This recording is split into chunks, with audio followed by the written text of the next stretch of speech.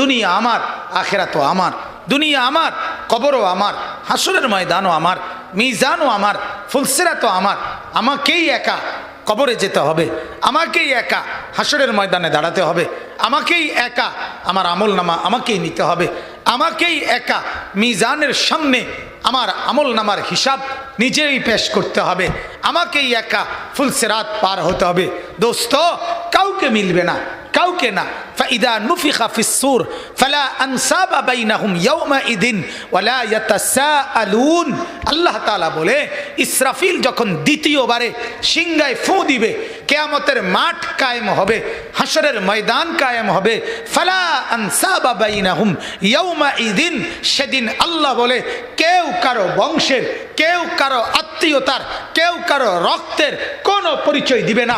মা বলবে না এটা আমার ছেলে, ছেলে বলবে না এটা আমার মা, স্বামী বলবে না এটা আমার স্ত্রী, স্ত্রী বলবে না এটা আমার স্বামী, ভাই বলবে না এটা আমার বোন, বোন বলবে না এটা আমার ভাই, কেউ বলবে না। ওয়ালা ইয়াতাসাআলুন, কেউ কাউরে কিছু জিজ্ঞাসাও করবে না। আপনি কে, আমি কে, আপনার বাড়ি কোথায়, আপনি আসলেন কোত্থেকে, খোদার কসম কেউ কিছু বলবে না। প্রত্যেকেই নিজেকে নিয়েই ফিকির করবে। লিকুল্লি ইমরিইম মিনহুম ইয়াওমাইদিন শাআনুন ইউগনি, প্রত্যেকেই নিজেকে নিয়ে ফিকির করবে। কাকে নিয়ে বলেন, কাকে নিয়ে ভাইয়া বলে না, জওয়ান ছেলেরা বলো ভাই, নিজেকে নিয়ে। নিজেকে। সেদিন বন্ধু মিলবে না, সেদিন বন্ধু মিলবে না, মিলবে না। আল্লাহ তাআলা কোরআনুল কারীমের মধ্যে বলছে সব ভাই বন্ধু সেদিন শত্রু হয়ে যাবে। ওই যে কালো শার্টওয়ালা ভাই, মোবাইলটা ভালো ভাই, কষ্ট করে রাস্তায় টিপলে ভালো হয়, যথেষ্ট জায়গা আছে, দয়া করে ওইখানে গিয়ে মোবাইলটা টিপেন না। মোবাইল টিপা দরকার আছে, মোবাইল এটা তো কষ্ট, এমবি ঢুকাইয়া আবার মেয়াদ চলে যায়, ঠিক মতো না টিপলে এটা আবার কি চলে যায়, মেয়াদ চলে যায়। তো মেয়াদ চলে গেলে তো টাকাগুলো নষ্ট হলো, আর টাকা তো নষ্ট করা ঠিক না, টাকা সাবাই এলাম বালা। আস্তাগফিরুল্লাহ, আল্লাহ আমাদেরকে মাফ করে দেন। আমি কাউরে ছাড়বো না ভাই, যতক্ষণ আছি ততক্ষণ। বললাম না, গাফেল আমি ছাড় দিতে রাজি না, সোজা কাজ। কাউরে তোয়াজ করা কোনো দরকার নেই, আল্লাহর কথা শুনতেই হবে, মনোযোগ দিতেই হবে ভাইয়া। এই গাফলতে গাফলতে জিন্দিগিটা বরবাদ। মসজিদে যায়, জুমা পড়ে, কিন্তু ছেলে পেলেদের চেহারায় ন্যূনতম কোনো পরিবর্তন নেই। এই যে যত ছেলে যত বখাটেই হোক, যত দুশ্চরিত্রই হোক, শুক্রবারে হইলে তো যায়, কথা বলেন না, শুক্রবারেও তো যায়, কিন্তু বদলায় না কা। কোরআন তো বদলে দেওয়ার জন্য আসছে, কোরআন তো বদলে দেওয়ার জন্য আসছে, কোরআন তো চেঞ্জ করার জন্য আসছিল, নামাজ তো বদলে দেওয়ার জন্য দেওয়া হয়েছিল। ইন্নাস সালাতা তানহা আনিল ফাহশাই ওয়াল মুনকার, নামাজ তো বদলে দেওয়ার কথা, কিন্তু শুধুই যথাযথ আগ্রহ, যথাযথ মনোযোগ, অথবা অশুদ্ধ কোরআন, অশুদ্ধ নামাজ, এর কারণে কোনো ফায়দা হয় না। আসিল তো 3 ঘন্টা পরীক্ষার হলে, দেখলাম কিতা লেখছেও কিন্তু রেজাল্ট আইছে ফেল, হয় না এমন? এই কারণ গাফেলের কোনো পরিবর্তন হয় না। আমি এটা সবসময় বলি, সবসময়, প্রতিদিন। কোরআনে আল্লাহ বলছে, আল্লাহ তাআলা কোরআনে বলছেন যত লোক জাহান্নামী হবে, সমস্ত লোক জাহান্নামী, তাদের সর্বশেষ আল্লাহ বলেন কেন জাহান্নামী হলো, কাফের জাহান্নামী হলো কেন, একজন মুশরিক কেন জাহান্নামী হলো, একজন মুনাফিক কেন জাহান্নামী হলো। আল্লাহ তাআলা বলেন একজন বিদআতি কেন জাহান্নামী হলো, একজন কবিরা গুনাহগার কেন জাহান্নামী হলো। সমস্ত পাপী যে জাহান্নামী হয়েছে, আল্লাহ বলে সবার মূল কারণ উলাইকা হুমুল গাফিলুন, তারা ছিল গাফেল, গাফেল, গাফেল। জীবনটাকে খামখেয়ালি মনে করছে। আরে রাখ, কি এর আল্লাহর কথা, থোসাই নবীর কথা, হুজুররা এইসব আলাপ থইতেন। হুজুরা ভাত খাইতো ভাত পায় না, এনে বইয়া বইয়া আলাপ মারে হুজুররা। এই এই যে কইয়া মেলা মেরা ফেলাই দিছে এটা রে, এই জন্য নাফরমান হাসরের দিন জাহান্নামী হবে। ইয়াউমা ইয়াআদ্দু যালিমু আলা ইয়াদাইহি, সেদিন কিয়ামতের দিন আল্লাহ বলে ইয়াআদ্দু যালিম, সেদিন নিজের আঙ্গুল দিয়ে, নিজের দাঁত দিয়ে নিজের আঙ্গুল এভাবে কামড়াবে আর আঙ্গুল ছিঁড়ে ফেলবে আর বলবে হায় কেন, ইয়া লাইতানি ইত্তাখাযতু মা'আর রাসূলি সাবিলা, হায় যদি রাসূলের পথ ধরতাম, ইয়া ওয়াইলাতা লাইতানি লাম আত্তাখিজ ফুলানান খলিলা, হায় আফসোস আমার কপাল, যদি তাকে, ওই দুষ্টকে, ওই দুশ্চরিত্র, ওই নেশাখোর, ওই মদখোর, ওই জেনাখোর, ওই ব্যভিচারী, ওই নারীর সাথে ফুর্তিকারী ওই জানোয়ারকে যদি বন্ধু না বানাইতাম। কোরআনের আয়াত। আফসোস করবে, আফসোস, আফসোস করবে, হায় আফসোস, ইয়া ওয়াইলাতা লাইতানি লাম আত্তাখিজ ফুলানান খলিলা, যদি বন্ধু না বানাতাম। এবং এরপরের আয়াত আছে লাকাদ আদাল্লানি আনি যিকরি, নাকি বাদা ইদ জাআনি, নাফরমান বলবে আয় হায় হায় রে, আফসোস, আমার কাছে তো কোরআনের কথা আসছিল, আমার কাছে তো নবীর কথা শুনছিলাম, কিন্তু আমি আসার পরেও এই বন্ধু আদাল্লানি, ওই শয়তানে আমারে গুমরা করে দিছে। অসভ্য বন্ধু আমারে বলছে রায় বেড়া, থো বেড়া ইতান হুজুর মুজুর বেড়া, থো মুলুবির কথা দেখোস না, মানুষের ভাই তাইটা ভাত খায় বেড়া, আমরা না খাবাইলে ইতান হুজুরের ভাত মিলিনি, কথা বোঝে না, এরকম একটা টিটকারি মাইরা তারে, আমরা তো মানুষের ভাই তাইটা দাওয়াত খাই, আর তুই তো রাস্তা তাইটা মদ খাস, তুই তো রাস্তাত খারায় খারায় মতস, তোরটা দামি, হ্যাঁ তোরটা ইজ্জত বেড়া, বেকুব বেড়া, আমরা তো মানুষের ভাত চুরি করতে যাই না, মানুষের ভাত ভাত দাওয়াতে না খাই, দাওয়াত খাইলে ক্ষতি কি, মানুষে আমারে দাওয়াত দেয় কেন, তুমি বলবা না, বলি ভাই আমার মতো একটা ভদ্রলোক, আমি দেন না মুতি খারাইয়া, আমারে দাওয়াত দেন, দেয়নি তোমারে দেও না, কথা বলেন না, ভাই আমি এক ওয়াক্ত নামাজ পড়ি না, আমার একটা দাওয়াত দেন, দেয়নি আপনারে দেখেন না, বলেন নাউজুবিল্লাহ। অতএব বন্ধু আমার, নওজোয়ান সাথীরা, সবার কাছে অনুরোধ, আমি নিয়মিত এটা বলি ভাইয়া, বন্ধু নির্বাচনে সাবধান, বন্ধু বন্ধুকে বরবাদ করে দেয়, বন্ধু বন্ধুকে বরবাদ করে দেয়। কামারের দোকানদার নাকে মুখে ধোঁয়ার দুর্গন্ধ ঢুকায় দেয়, আর আতরের বিক্রেতা ঢুকলেই নাকে মুখে সুঘ্রাণ, আতর দিয়ে সুঘ্রাণ করে দেয়। ঠিক নেককার তোমাকে আখিরাত আর পরকালের কথা মনে করায় দিবে, আর বদকার তোমাকে জিনা, ব্যভিচার, অসৎ কোনো মেয়ে, নারী, মদ, জুয়া, ফুর্তি, উলঙ্গ, অশ্লীলতা, এই সমস্ত শয়তানি বদমাইশি কোনো কথার কথা তোমারে মনে করায় দিবে, বরবাদ করে দিবে। হ্যাঁ ভাইয়া, আল্লাহ তাআলা আমাদেরকে বুঝ দান করেন, আল্লাহ তাআলা বুঝ দান। আল্লাহ তাআলা কোরআনে বলছেন ওয়ালা তাকরাবুজ জিনা ইন্নাহু কানা ফাহিশা ওয়া সাআ সাবিলা, আল্লাহ তাআলা বলে জিনার কাছেও যেও না, ব্যভিচারের কাছেও যেও না। অর্থাৎ যেই জিনিস ব্যভিচারের দিকে নিয়ে যায়, এক নারীর দিকে দেখলা, ছবি দেখলা, গান শুনলা, পিছনে পিছনে ঘুরলা, একদিন তোমাকে এই অপকর্ম, ঘৃণ্য অভ্যাস তোমাকে জিনা, ব্যভিচার, বেহায়াপনা, অশ্লীলতা, চূড়ান্ত অপকর্মের দিকে নিয়ে যাবে, খারাপের দিকে নিয়ে যাবে। অতএব আল্লাহ তাআলা নিষেধ করেছেন ইন্নাহু কানা ফাহিশা, এটা চূড়ান্ত অশ্লীলতা, ওয়া সাআ সাবিলা, জিনা বড় নিকৃষ্ট মন্দ রাস্তা, মন্দ পথ। আল্লাহ তাআলা বলেন ফামান ইবতাগা ওয়ারাআ যালিকা ফাউলাইকা হুমুল আদুন, আল্লাহ তাআলা বলেন হালাল স্ত্রী ব্যতীত, হালাল স্ত্রী ব্যতীত নিজের লজ্জাস্থানকে যে অন্য কোথাও ব্যবহার করে সে সীমা লঙ্ঘনকারী, সীমা লঙ্ঘনকারী, আর সীমা লঙ্ঘনকারীর ঠিকানা জাহান্নাম, জাহান্নাম।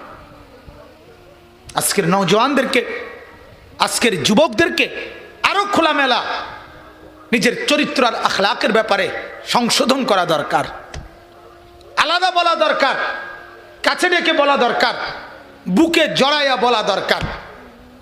কাছেরটাই না বলা দরকার, চোখের পানি ফেলে ফেলে বলা দরকার, এমনি নাহলে বদলাবে না, বদলাবে না।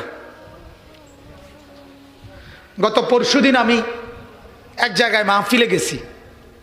মাহফিলে যাওয়ার পরে মাহফিলওয়ালারা আমারে এক ঘরে নিছে, ওইখানে আমার খানা দানার ইন্তজাম। কথাটা একটা মিনিট শুনেন। তো একটা রুমে আমারে বসাইছে, তো একটা খাট, এটার মধ্যে আমি বসছি, আমার সাথে সাথে সাথে প্রায় 15-20 জন মানুষ ঢুকছে আমার লগে লগে।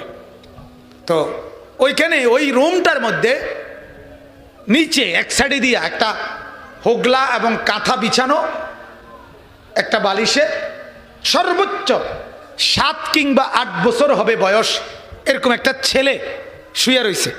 আমি যখন গেছি তখন বাজে রাতের 10টা, আমার বয়ান 10:30টার দিকে।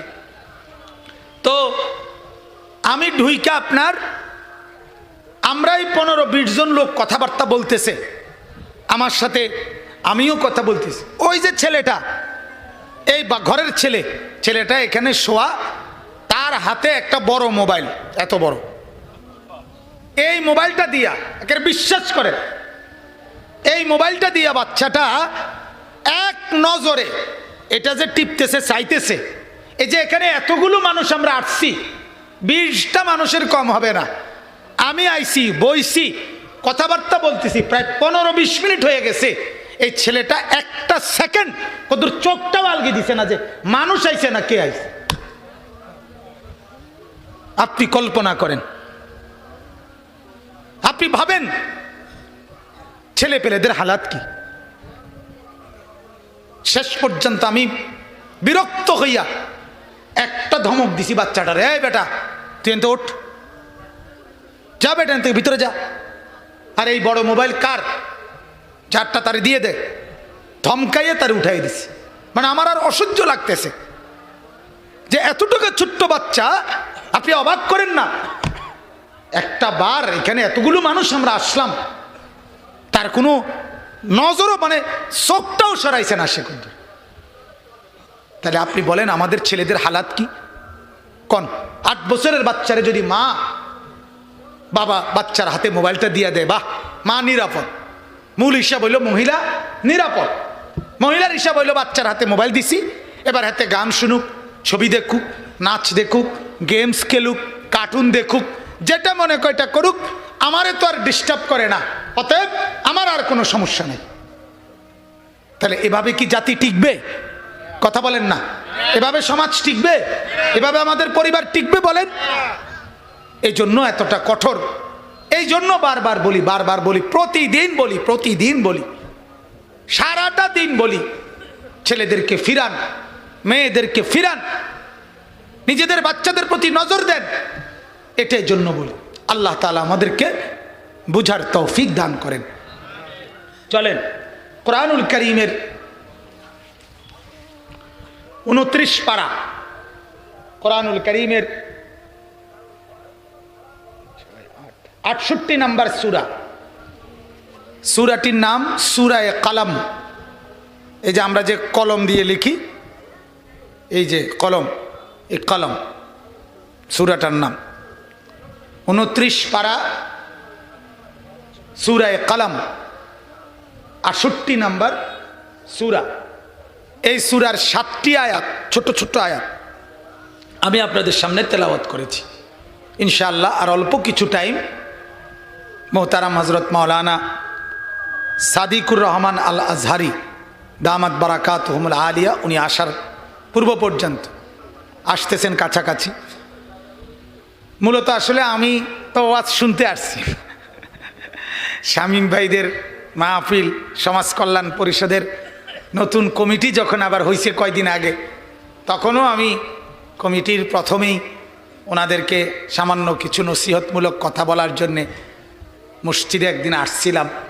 সেই জন্য আমি মনে করি যে আমিও এটার একজন সদস্য, তো কাজে আমারও তো দায়িত্ব আছে, আমিও তো একজন শ্রোতা হিসাবে তো কমপক্ষে আসা দরকার। আমার আজকে সিলেট যাওয়ার কথা ছিল মূলত, তো আমি বিশেষ কারণে সিলেট যাই নাই। গত 2-3 দিন আগেই ফয়সালা হয়েছিল, এই কারণে আজকে আসা। আল্লাহ তাআলা আমাদেরকে কবুল করেন। তো সূরায়ে কালাম এই সূরাটার নাম। এই সূরার 7টি আয়াত আমি আপনাদের সামনে তেলাওয়াত করেছি গত 20-25 দিন যাবত। রবিউল আউয়াল মাস আজকে খুব সম্ভব 25 গেছে, 26 রবিউল আউয়াল আজকে শুরু হয়েছে। তো গত এই 20-25 দিন লাগাতার আল্লাহ পাকের দয়ায় আল্লাহ তাআলা যতটুকুই কথা বলার সুযোগ দিছেন, আমার একটা ফিকির ছিল আমাদের প্রিয় নবী সাল্লাল্লাহু আলাইহি ওয়াসাল্লামের জীবনের উপরে কোরআনুল কারীমের বিভিন্ন জায়গা থেকে অল্প অল্প কিছু কথা আল্লাহর কোরআন থেকে নবীজির উপরে, নবীজির ব্যাপারে আল্লাহ তাআলা যা উল্লেখ করছেন তা আল্লাহর বান্দাদের সামনে পেশ করা। এই মেহনত আল্লাহ তাআলার দয়ায় এই রবিউল আউয়াল মাসের শুরুর থেকেই আমি ব্যক্তিগতভাবে চেষ্টা করতেছি। আমার একটা ফিকির ঝগড়াঝাটি ধাক্কাধাক্কি ঠেলাঠেলি না, বরং আল্লাহর কোরআন থেকে আল্লাহর নবী সাল্লাল্লাহু আলাইহি ওয়াসাল্লামের আলোচনা, শান, মান, ইজ্জত, আজমত, নবীজির মর্যাদা কোরআন থেকেই ব্যাপকভাবে আলোচনা হোক। কোরআনে অজস্র আলোচনা, আর কোরআনকে বলতে গেলেই, কোরআনের আলোকে বলতে গেলেই আপনাকে হাদিস বলতে হবে, আর হাদিস বলতে গেলেই সাহাবায়ে কেরামের কওলও বলতে হবে। এটা একটা আরেকটার সাথে অঙ্গাঙ্গিভাবে জড়িত। কোরআনের আলোচনা মানেই সাথে হাদিসের কথা, সাথে সাহাবায়ে কেরামের কথা, ঠিক কিনা বলেন? এই যে এখন আপনাদেরকে কোরআন থেকেও বুঝাইছি, নবীজির হাদিস থেকেও দলিল দিছি, আবার সাহাবীদের ঘটনাও বলছি কিনা বলেন? ওই যে সামনে আগানোর জন্য গুরুত্ব দিতে গিয়া আমলের, তাহলে এটাই নিয়ম, সবচেয়ে উত্তম। এজন্য আল্লাহ নবী সাল্লাল্লাহু আলাইহি ওয়াসাল্লামের আলোচনা কোরআনুল কারীম থেকে ব্যাপকভাবে করা উচিত। 2টা গজল 4টা গজল গাইয়া আপনার 2-4-5 বার বা 8-10 বার সুরে সুরে দুরূদ শরীফ পড়ে এরপরে 2 জিলাফি বা 4 জিলাফি নিয়া এরপরে চলে যাওয়া, এতটুকুকেই নবীজির জন্য হক, নবীজির প্রাপ্য, নবীজির মহব্বতের দাবি, এতটুকুকেই মনে করা, এটা আমার দৃষ্টিতে ইনসাফ হয় না। এত বড় মুহসিনে আজম, আমার প্রতি এত বেশি অনুগ্রহকারী, আমার ঈমান, আমার ইসলাম, আমার কোরআন, আমার নামাজ, আমার সেজদা, আমার জিকির, আমার তেলাওয়াত, আমার অজু গোসল, আমার জিন্দিগির ইসলামের যত বন্দিগি সব কিছু আমি যার মাধ্যমে পেলাম আল্লাহর পক্ষ থেকে, নবীজি আমাকে জানাইলেন। তিনি না বললে, তিনি না আসলে, তিনি না জানাইলে আমি শুনতাম না, জানতাম না, বুঝতাম না। আজকে আমি আখিরাতের সহি ধারণা পেতাম না। একমাত্র মুসলমান ছাড়া পৃথিবীর কোন জাতির কাছে পরকালের ব্যাপারে নিখুঁত কোনো তথ্য নাই। সুবহানাল্লাহ, বলেন আলহামদুলিল্লাহ।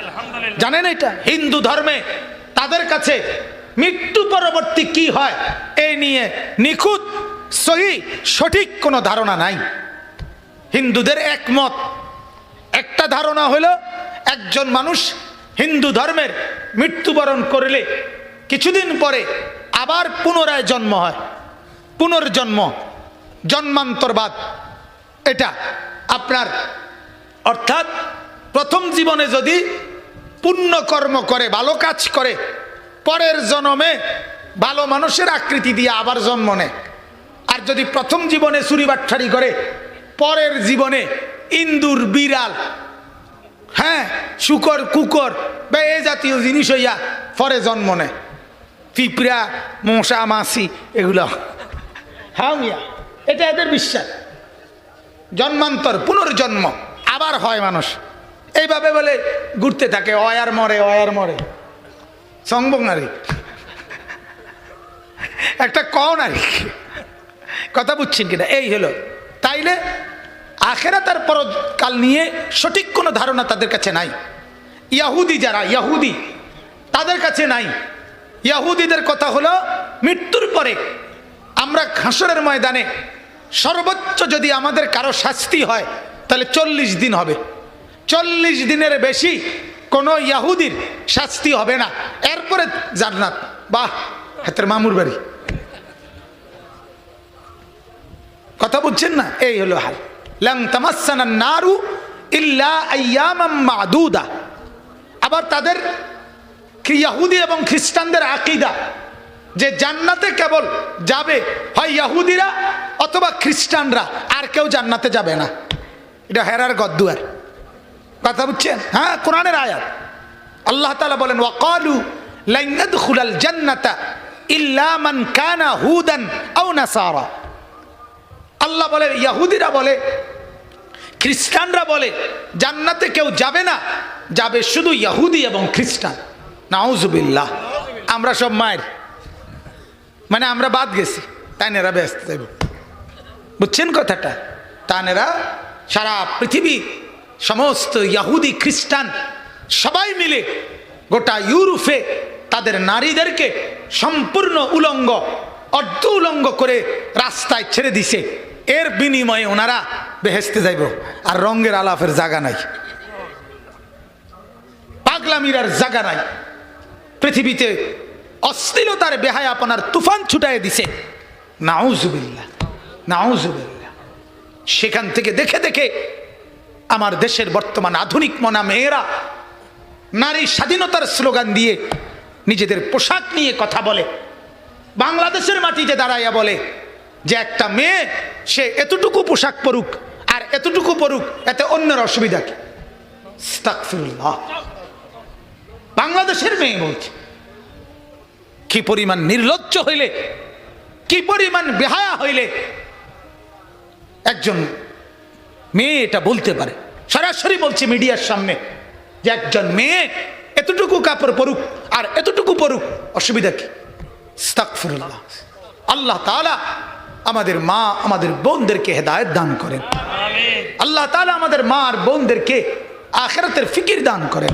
আহা, কোন জাতির বোনেরা, কোন জাতির মেয়েরা এরা যদি নষ্ট হয়ে যায়, এরা যদি বেপর্দা হয়ে যায়, এরা যদি বেহায়া হয়ে যায়, তো পুরা সমাজটা লন্ডভন্ড হয়ে যায়। সব শেষ, সব শেষ, সব শেষ। একটা নারী নষ্ট হওয়া, একটা নারী বেপর্দা হওয়া, একটা নারী বেহায়া হওয়া মানে হাজারো যুবকের চরিত্র শেষ, হাজারো ছেলের জীবন শেষ, হাজারো ছেলের জীবন শেষ। অতএব এটাই বলতে চাচ্ছিলাম আমি পরকালের ব্যাপারে, আখিরাতের ব্যাপারে এর চাইতে উত্তম ধারণা কবর, হাসর, মিজান, ফুলসিরাত, জান্নাত, জাহান্নাম, আমলনামা, নেয়ামত, শান্তি, জাহান্নামের শাস্তি, এগুলো সম্পর্কে বিস্তারিত বর্ণনা, স্পষ্ট ধারণা আমাদের নবীর চাইতে উত্তম আর কেউ দেয় নাই।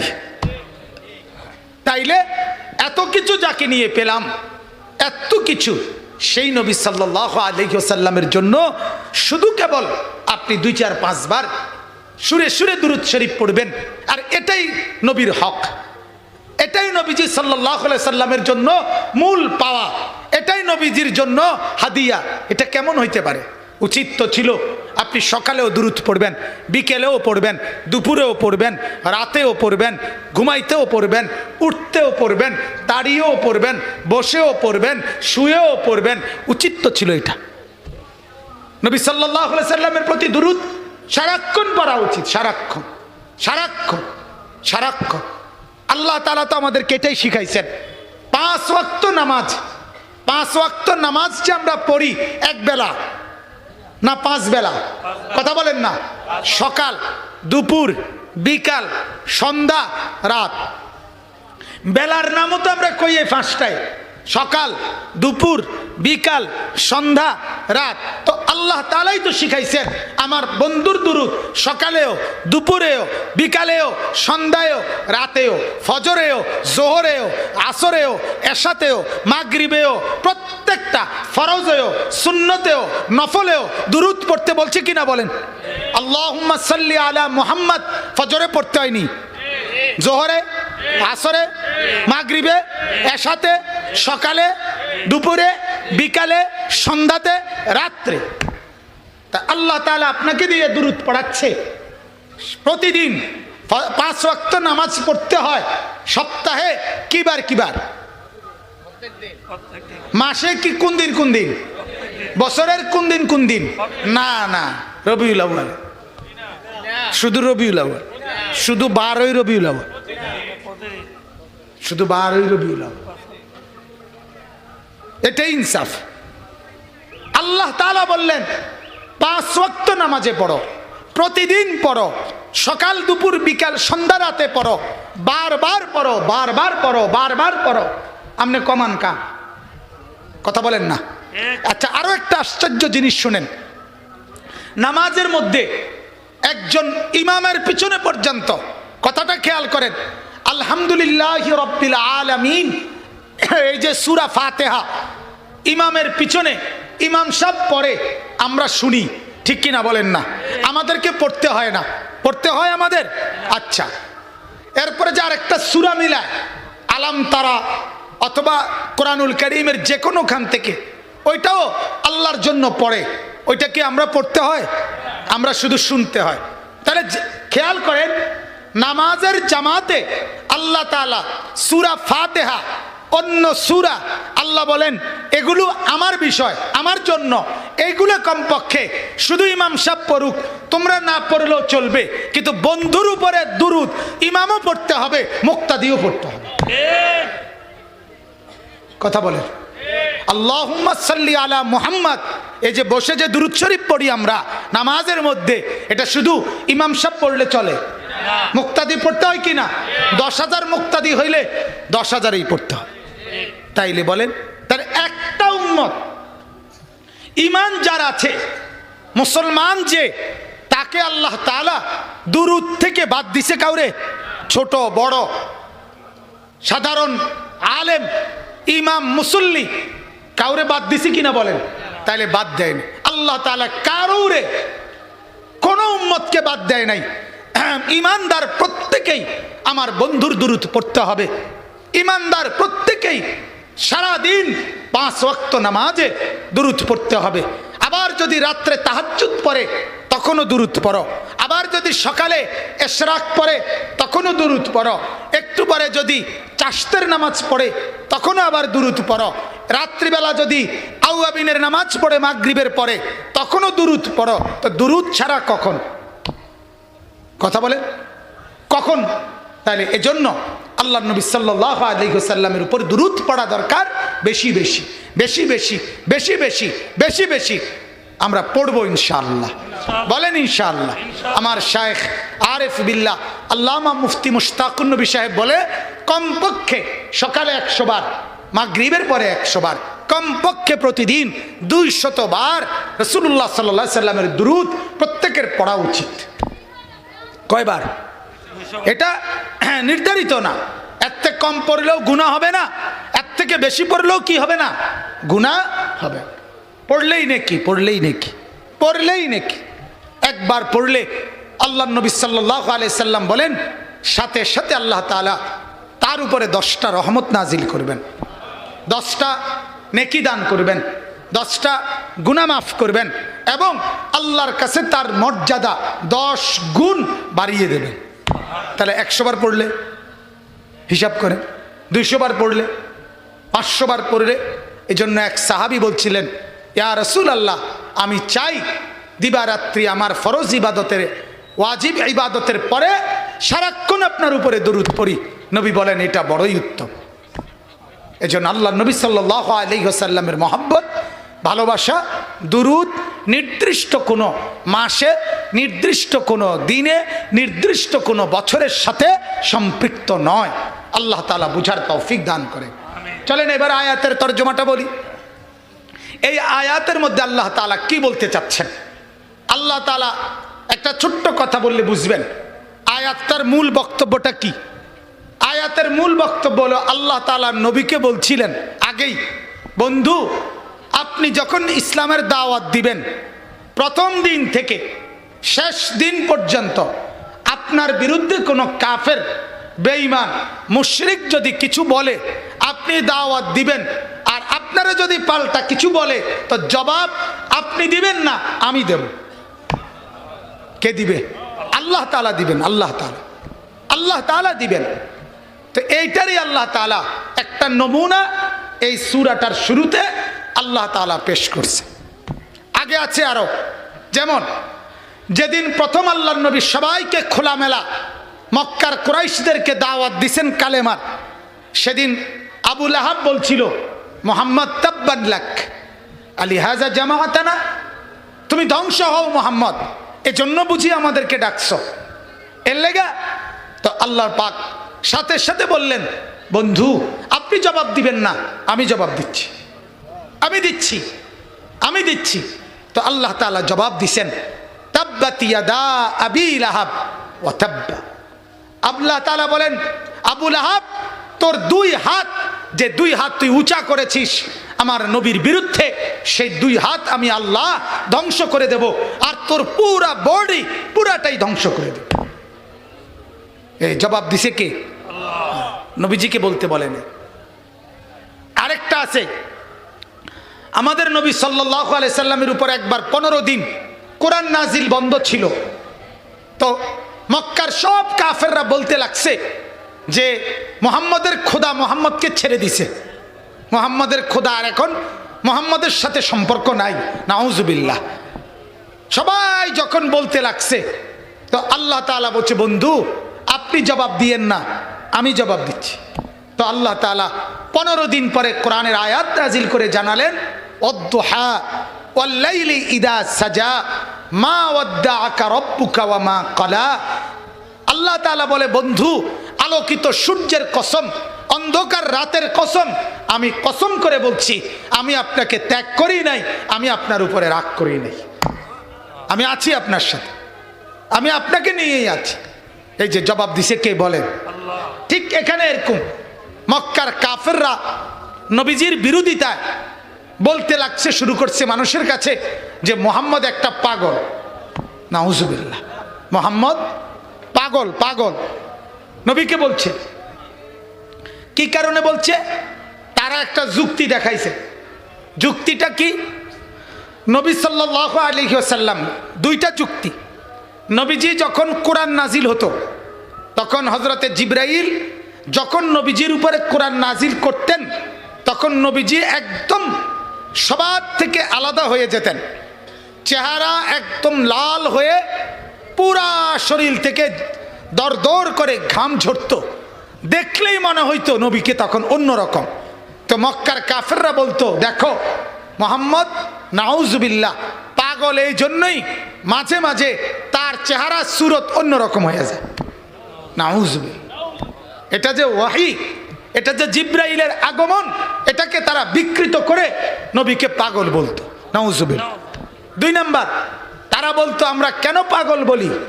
তো তারা বলতো, আমাদের দ্বিতীয় যুক্তি হইল, একটা লোক তার সমস্ত গোত্র পুরা বংশ যেই ধর্ম মানে, যেই নিয়ম নীতি মানে, তার ব্যতিক্রমে একজন লোক সে সমস্ত বাপদাদার ধর্মের সব নিয়ম বাতিল ঘোষণা করলো, এরপরে গোটা পৃথিবীর সব বাতিল, এটাও বলতেছে। সবার মোকাবেলায় সে একাই নাকি দাওয়াত দিবে, একাই নাকি বিশ্ব বিজয় করবে। আচ্ছা বলেন, এটা কোনো সুস্থ মানুষ বলে? নাউজুবিল্লাহ। এইটা মক্কার কাফেররা। অর্থাৎ নবীজি সাল্লাল্লাহু আলাইহি সাল্লাম যখন ইসলামের দাওয়াত শুরু করছেন, তখন নবীজির সাথে প্রথম লোক ছিল হাজার হাজার, কথা বলেন না, না লোক ছিল একাই। তিনি যেদিন তিনি একা শুরু করছেন, সেদিন কেউ ছিল না, একাই তিনি। তো এই একাই কিভাবে সম্ভব? মক্কার কাফেররা বুঝতেছিল না যে আপনি কিভাবে করবা তুমি মুহাম্মদ, এজন্য তাকে পাগল বলতে লাগছে, নাউজুবিল্লাহ। এবার আল্লাহ তাআলা জবাব দিতেছে এই আয়াতে। আল্লাহ বলে, বন্ধু আপনাকে পাগল বলছে, আপনি জবাব দিয়েন না, আমি জবাব দিচ্ছি। আল্লাহ তাআলা বলেন, নুন ওয়াল কালামি ওয়া মা ইয়াসতুরুন, এটাও কসম। এই নুন একটা অক্ষর, আলিফ বা তা সার মধ্যে একটা অক্ষর আছে কিনা? নুন। কোরআনুল কারীমের মোট 29টা সূরার শুরুতে এরকম অক্ষর আছে। অক্ষর কোথাও 2 অক্ষর, কোথাও 3 অক্ষর, কোথাও 4 অক্ষর, কোথাও 5 অক্ষরও আছে, বুঝছেন? এ যেমন নুন, কফ, আবার 2 অক্ষর, যেমন ইয়াসিন, এরপরে 3 অক্ষর, যেমন আলিফ লাম মিম। এরপরে 4 অক্ষর হামিম, না না, হ্যাঁ আলিফ লাম মিম সদ, এই 4 অক্ষর। এরপরে 5 অক্ষর হামিম আইন সিন কফ। এভাবে কোরআনের বিভিন্ন জায়গায় শুরু দিয়া 29টা সূরার শুরুতে অক্ষর আছে। 1 অক্ষর, 2 অক্ষর, 3 অক্ষর, 4 অক্ষর, 5 অক্ষর। এগুলোর কোনো অর্থ আল্লাহ বলে নাই, নবীজি বলে নাই।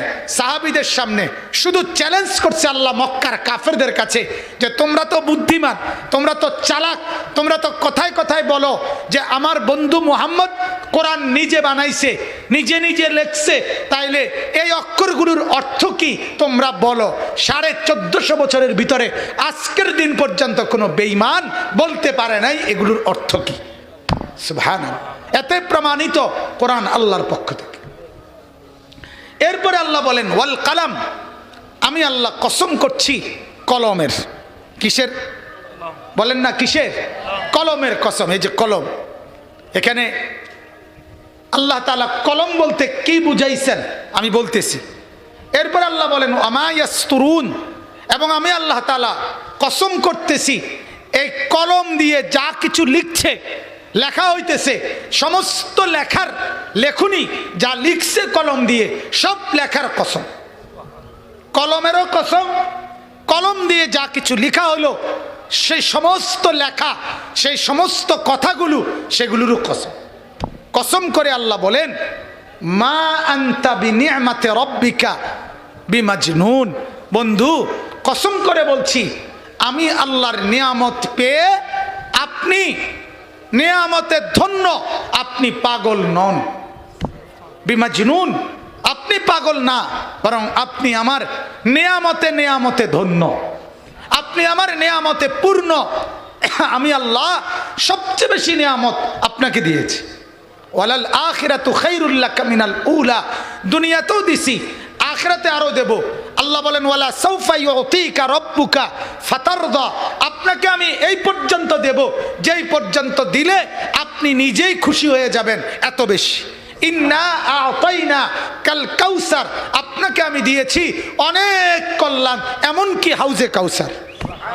আল্লাহ বলেন এভাবে অনেক দিছি, আপনি আমার নিয়ামত প্রাপ্ত, আপনি পাগল হবেন কেন? নাউযুবিল্লাহ। ওয়া ইন্না লাকা লা আজরান গায়রা মামনুন, আল্লাহ তাআলা বলেন এই যে মেহনত, এই যে কষ্ট, দিবারাত্রি চেষ্টা, ওয়াজ নসিহত, দাওয়াত, তাবলীগ, তাজকিয়া, তালিম, যুদ্ধ, জিহাদ, জুলুম অত্যাচার সহ্য করা, কাফেরদের নির্যাতন সহ্য করা, এই যা কিছু আপনি করছেন এর বিনিময়ে আমি আল্লাহ হিসাব ছাড়া আপনাকে বিনিময় দান করব। আপনি দেখবেন আল্লাহ তাআলা বলছেন। এরপর আল্লাহ তাআলা বলেন ওয়া ইন্নাকা লাআলা খুলুকিন আযীম, আপনার কোনো দোষ নাই, আপনার কোনো ত্রুটি নাই, আপনার কোনো পাপ নাই, আপনার কোনো কলঙ্ক নাই, আপনার কোনো কিছু নাই, বরং আপনি হচ্ছেন আপাদ মস্তক, মাথার চুল থেকে পায়ের নখ পর্যন্ত পুরা 63 বছরে সর্বশ্রেষ্ঠ, সর্ব উন্নত চরিত্রের অধিকারী আপনি বন্ধু। যেই কোনো দৃষ্টিতে কথা, বার্তা, আচরণ, উচ্চারণ, আবেগ, অনুভূতি, হাঁটা, চলা, খাওয়া, ঘুমানো, আহার, নিদ্রা, হাসি, কান্না, আনন্দ, বেদনা, বা ঘর, বাহির, বাজার, সমাজ, এলাকা, পরিবার, সর্বক্ষেত্রে, সর্ব জায়গায় আপনার চলা, আপনার হাঁটা, আপনার উঠা, আপনার বসা, আপনার কথা, আপনার আচরণ, আপনার লেনদেন, আপনার উচ্চারণ, আপনার নড়াচড়া, আপনার হাসি, আপনার কান্না, আল্লাহ বলে সব কিছু সর্বশ্রেষ্ঠ, সবচেয়ে উন্নত। আপনি হাসলেও সেরা, আপনি কাঁদলেও সেরা, আপনি কথা বললেও সেরা, আপনি চুপ থাকলেও সেরা, আপনি উপরে উঠলেও সেরা, আপনি নিচে নামলেও সেরা, আপনি ঘুমাইলেও চমৎকার, আপনি সজাগ থাকলেও চমৎকার, আপনি একাকী থাকলেও চমৎকার, আপনি সবার মাঝে থাকলেও চমৎকার, আপনি কথা বললেও চমৎকার, আপনি চুপ থাকলেও চমৎকার, আপনার চেহারাও সুন্দর, আপনার নাকও সুন্দর, চোখও সুন্দর, হাতও সুন্দর, কথাও সুন্দর, আচরণও সুন্দর, ব্যবহারও সুন্দর, সব সুন্দর, সব শ্রেষ্ঠ। ওয়া ইন্নাকা লাআলা খুলুকিন আযীম, আপনি সুউচ্চ সুমহান চরিত্রের অধিকারী, সর্বশ্রেষ্ঠ। এরপরে আল্লাহ তাআলা বলেন, আমি পিছনের কথার আরেকটু ব্যাখ্যা পরে করছি, আগে শুধু তর্জমা বলছি।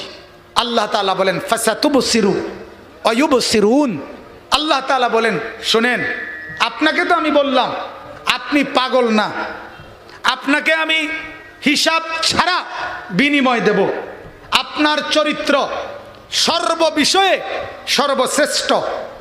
এরপরে আল্লাহ বলেন, তো যা তারা বলে, যা আমি বললাম, কাফেররাও তো আপনার বিরুদ্ধে বলে, আর আমি আল্লাহ আপনার পক্ষে বললাম, তো ফাসাতুবসিরু ওয়া ইউবসিরুন, আপনিও দেখবেন তারাও দেখব।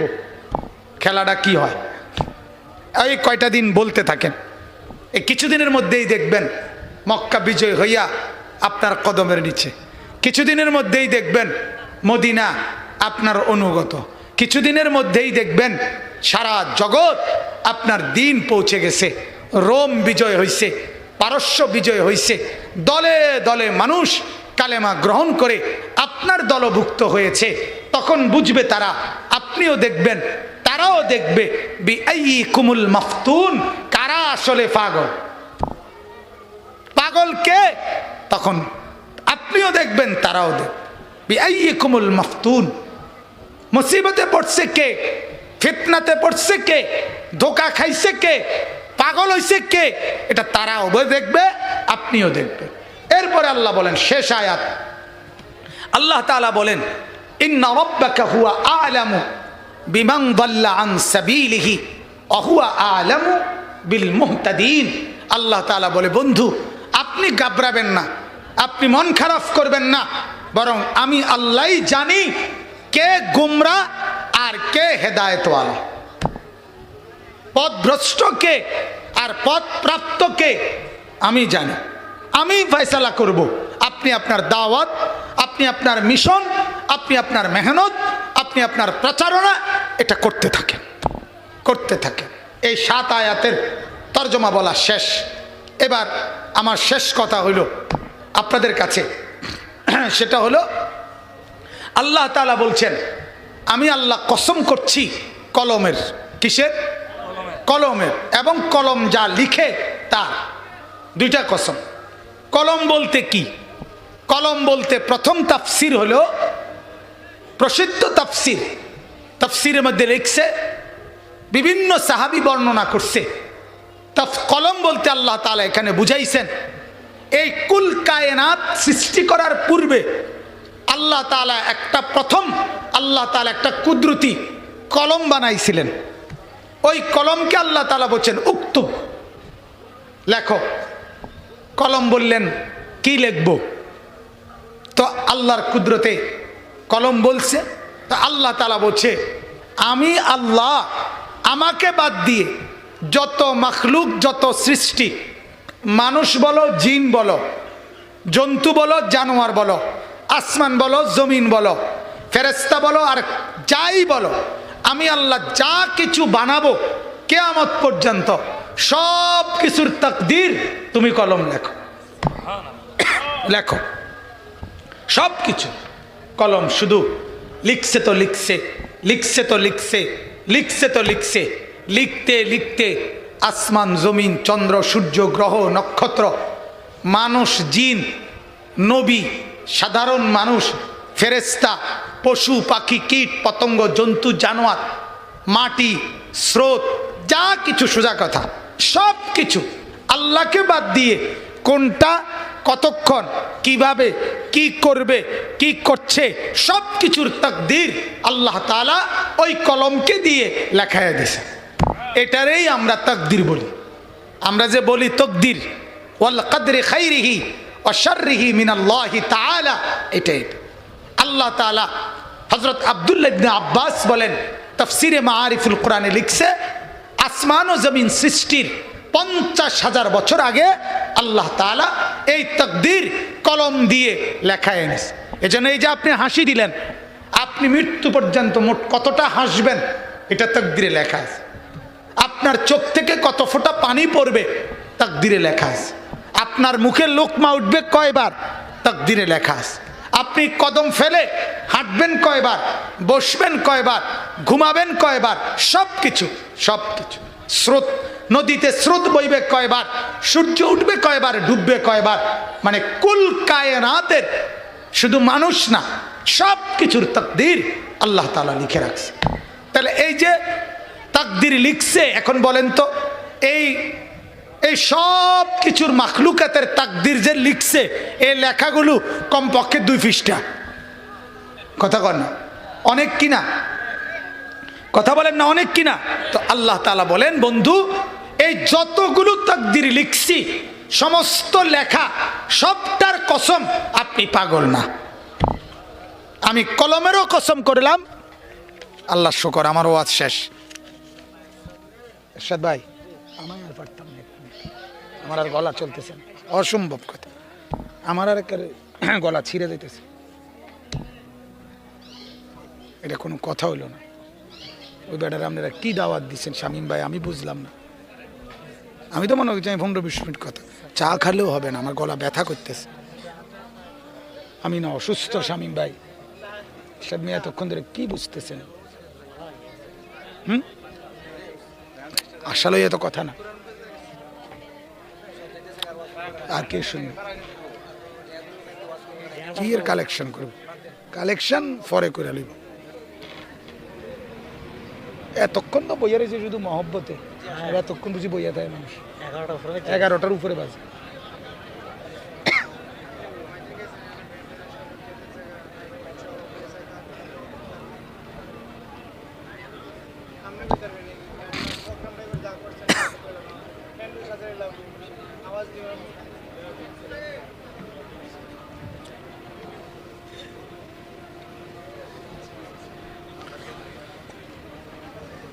আল্লাহুম্মা সাল্লি আলা মুহাম্মাদ ওয়া আলা আলি মুহাম্মাদ। এমনি এবার কোনো কার হিসাবটার হিসেব আনছেন না তেলাওয়াতের লেগে? ভালো, তাহলে তো হইতো।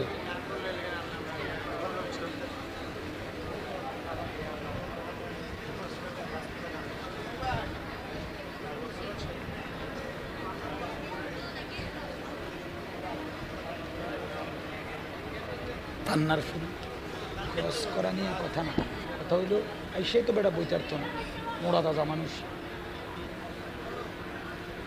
ইয়ে কি তোদের আঙ্গমতো আমরা হ্যাংলা মারতে মানুষ না, দড়ি দিয়ে উঠতে লাগে, উঠবো কোথায়? তো উচিত মুনাজাত করে দেওয়া। আল্লাহুম্মা সাল্লি আলা মুহাম্মাদ ওয়া আলা আলি মুহাম্মাদ কামা সাল্লাইতা আলা ইব্রাহিম ওয়া আলা আলি ইব্রাহিম ইন্নাকা হামিদুম মাজিদ। আল্লাহুম্মা বারিক আলা মুহাম্মাদ ওয়া আলা আলি মুহাম্মাদ কামা বারাকতা আলা ইব্রাহিম ওয়া আলা আলি ইব্রাহিম ইন্নাকা হামিদুম মাজিদ। আল্লাহুম্মা সাল্লি আলা মুহাম্মাদিন নবিয়্যিল উম্মি ওয়া আলিহি ওয়া সাল্লিম তাসলিমা। আস্তাগফিরুল্লাহাল্লাযী লা ইলাহা ইল্লা হুয়াল হাইয়ুল কাইয়্যুম ওয়া আতুবু ইলাইহি। আল্লাহুম্মা সাল্লি আলা সাইয়্যিদিনা মুহাম্মাদিন নবিয়্যিল উম্মি ওয়া আলিহি ওয়া সাল্লিম তাসলিমা। আমরা মোটামুটি এতটুকু কথাই শেষ করলাম। মূল বক্তব্য এটাই ছিল যে আল্লাহ তাআলা বললেন, আমি আমার পুরা তাকদীরের কসম, আমি আল্লাহ তাআলা যত কথা লেখাইছি সমস্ত কথার কসম করে বলতেছি, আমার বন্ধু পাগল না, আমার বন্ধু আমার নিয়ামত প্রাপ্ত, এবং আমার বন্ধুকে আমি সীমাহীন বিনিময় দেব। আর আমাদের জন্য যে কথাটা শেষ সেটা হলো ওয়া ইন্নাকা লাআলা খুলুকিন আযীম। আল্লাহ তাআলা বললেন আমাদের জন্য কথা এটাই, আমাদের প্রিয় নবী সাল্লাল্লাহু আলাইহি ওয়াসাল্লাম তিনি সর্বকিছুতে সর্বোত্তম চরিত্রের অধিকারী। অর্থাৎ জীবনের কোনো কিছুতে আমাদের নবী সাল্লাল্লাহু আলাইহি ওয়াসাল্লামের চাইতে সুন্দর উত্তম কারো কোনো কিছু হতে পারে না। অতএব আমাদের উচিত আল্লাহ নবী সাল্লাল্লাহু আলাইহি সাল্লামকে বেশি বেশি ভালোবাসা। আমাদের উচিত আল্লাহ নবী সাল্লাল্লাহু আলাইহি সাল্লামকে সুন্নতের অনুসরণ করা এবং নবী সাল্লাল্লাহু আলাইহি ওয়াসাল্লামের দুরূদ বেশি বেশি পড়া। আল্লাহ তাআলা আমাদেরকে তৌফিক দান করেন, কবুল করেন। সকলেই বলেন আমিন। সকলেই দুরূদ শরীফ মনে মনে পড়েন। আল্লাহুম্মা সাল্লি আলা মুহাম্মদ